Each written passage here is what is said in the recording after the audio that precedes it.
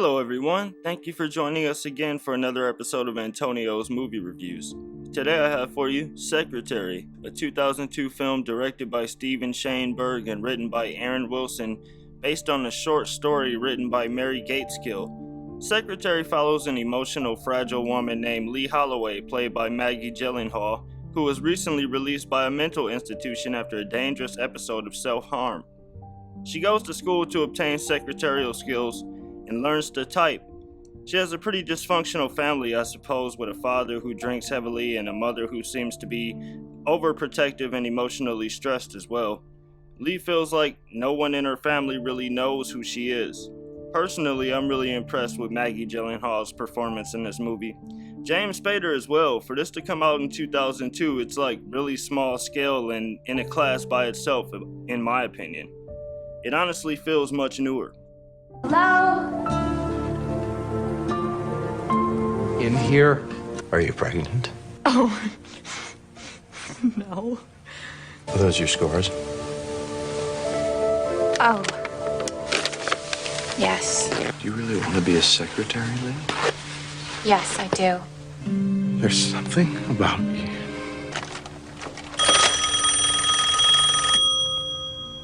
Less sugar in the coffee. I got it. You have reached the office of Mr. E. Edward Gray. She's interviewed by E. Edward Gray, an eccentric lawyer who has a fetish for dominant, submissive behavior. He tells her that they only use typewriters and she happily accepts the job anyway. Spader and Gyllenhaal have a very good chemistry in this movie. She is very submissive yet sweet at the same time, where he doesn't really, to my opinion, take advantage of that. Lee got into the dumpster at her own whim. He basically just said that he lost something, he may have thrown it away, and she wanted to impress her boss. It's okay, I found another set. Oh. There is definitely a comedic element to this film, like surely. The lengths that Lee would go to please Mr. Gray, like the dumpster scene. The subject matter itself can be heavy at times, but it's like the movie doesn't really project a bad light on it. I see Lee as someone who is looking to find herself, and in this exploration with Gray, she evolves into a much different person. She recovers from her emotional woes. Mr. Gray catches her on a date with Peter one day at the laundromat/restaurant, and this is where the whole typo thing begins. Do you see that? What? This letter has 3 typing errors in it. Lee starts to get really self-conscious at work and starts typing slower and everything. At first, Mr. Gray seems really irritated at the typos, but it soon becomes clear that he is attracted to Lee's submissive attitude. And the way you dress is disgusting. I'm sniffling. And what is with your tongue? I'm trying to be the very best secretary that I can be. Miss Holloway, come into the library. Immediately. This library conversation starts the entire relationship between them two. Did you have a date recently? Did you have sex? No? I'm going to tell you something, Lee. Are you ready to listen? You will never, ever cut yourself again. Okay. Now, you know what I want you to do? I want you to leave work early. I took a shortcut through Hawkins Park, and it was as if I'd never taken a walk by myself before. It's like Lee experienced a personal awakening. That's why I don't really feel like Spader was taking advantage of her character in this movie. Come into my office and bring that letter. Put the letter on my desk. Now I want you to bend over the desk so you're looking directly at it. Get your face very close to the letter and read the letter aloud. I'm grateful to you for referring.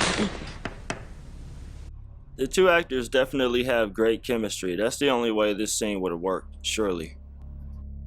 And it worked very well. Referring me to your case. And my secretary has prepared research material.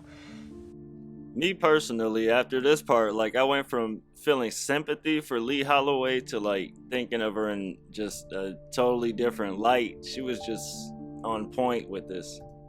It's not easy finding yourself out here. Like, it's hard to believe she accepted who she was in this. Straighten yourself up and go type it again. To me, the film was like everything at once. It had romance, it had drama, comedy. Spader handles this especially tricky role like masterfully. The role was just or even more difficult for Gyllenhaal, I'm sure, because, I mean, S&M itself was something that was normally looked at as like dark and vulgar. At least that's what I thought about it. But basically this movie it didn't really exploit it. You know, it probably got a lot more fans. Just a scoop of cream potatoes. And a slice of butter. Into the 4 peas. She follows us every single command. Whatever you do, don't jump too quickly into relationship talk.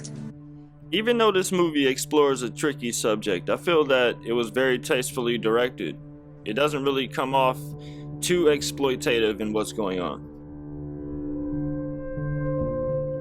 Lee falls deeply in love with Mr. Gray, even going as far as to purposely make typos to get his attention. When he doesn't respond in a way that's favorable to her, she reverts back to her emotionally sensitive nature. Her father voluntarily enters the hospital and she droops even lower, going to Gray's house to try to make it known how she feels, but the words won't quite come out. I wanted you to... Gray has insecurities about his feelings towards Lee, even though he knows that apparently it's much more than just what they're doing, from what I can tell. He's also disgusted about the way he's treated her. She keeps making typos, but it gets her no place but treated like a secretary, which she's definitely not happy about. The film was undeniably absorbing, mostly because of how well acted it was, in my opinion. It made you almost root for Lee's success, seeing as how this is what made her recover from this person who no longer commits self-mutilation. I wouldn't necessarily call this a dating movie per se unless your girl is into whips and chains. Although if you watch this with her, she may question her own firm positions. It definitely excites you just to hear her get called into the office, the way the characters are played. Lee will stop at nothing to fulfill her happiness.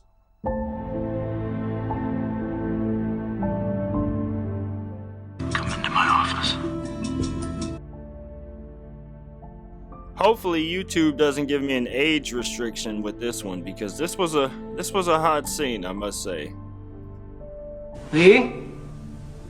Uh-oh. I'm not gonna be able to come to the diner today, okay? Okay. That's okay. Maggie Gyllenhaal, the spicy surprise. After that, he just tells her to file some papers and go and get a sandwich. This time, no mayonnaise. Send it. What's his name? The movie could, in a sense, be one about humiliation and disgust, or even a crime film featuring these same actors. Of course, they have the versatility. Spader kind of had this kind of role on his resume already, with Sex, Lies, and Videotape and Bad Influence and such sexual roles like that. But Maggie Gyllenhaal, I can't think of anything that I've really ever seen her play this kind of role in, or anything really that she's been in aside from Donnie Darko, which I know, but not to discredit her as an actor. She's definitely a great actor. For 2002, the movie is highly original. I'm also highlighting Gates Kill's story. I mean, she's the one that really got this movie created. Although it does have a great screenplay, in my opinion. Not everyone is going to say that they enjoyed this movie. It's not really a movie for everyone, but it's definitely one you should respect. I mean, it's hard to think of red Sharpies the same now after watching this, but it's still a great concept in the movie. Get out. What are you doing? Get out! That was definitely a shocking scene in the movie. After Leah is fired from her job, Peter proposes and she reluctantly agrees to marry him. However, while trying on her wedding gown, she leaves and rushes to Gray's office. Peter proposed marriage to me in the basement of J.C. Penney's. The movie sort of reminds you of The Graduate in a way, a movie that could have went all wrong, but it hit the right notes. If you think S&M is a weird road to true love, I'm sure you're not alone. I love you. Gray commands her to sit in a chair and not move until he gets back to prove her point. We can't do this 24 hours a day, 7 days a week. Why not? Put both your hands on the desk, palms down. I want to make love. Keep both your feet on the floor until I come back. Lee willingly complies, and while Gray watches from afar, he actually calls Peter to try and test Lee some more, I guess, and prove that she's really obedient and submissive, which is what he's looking for. He calls the phone to see if she would get out of her seat to pick it up, which she doesn't. She would go through great lengths to follow directions, and that's exactly what he wants. I'm sorry, I'm going to have to ask you to leave. Poor Peter. I really felt sorry for this guy in this movie. Like, he just was one of those nice guys, finish last kind of guys. I don't want you. Get out. Despite even being forced to wet her dress, she is nothing but loyal to Mr. Gray. A lot of people come and visit her and try to talk her out of what she's doing, and she actually makes the news and has become sort of a local celebrity because everybody thinks she's on a hunger strike, but it's for love. 3 days later, Mr. Gray he's sleeping on the floor. He can't live with himself, and his office has become sort of a media spectacle. He reads about what's going on in the newspaper, and he decides to drive out to the office. He goes upstairs, he grabs Lee, he takes her to his house where he promptly bathes and feeds her. The movie sways at times. It goes from light to dark, from happy to horror, but overall I think this film works incredibly well because of the originality and great acting that's involved. It was great to see Lee win her love after everything that went on. She really tried. All our activities melted into an everyday sort of life. They got married, hence the ring.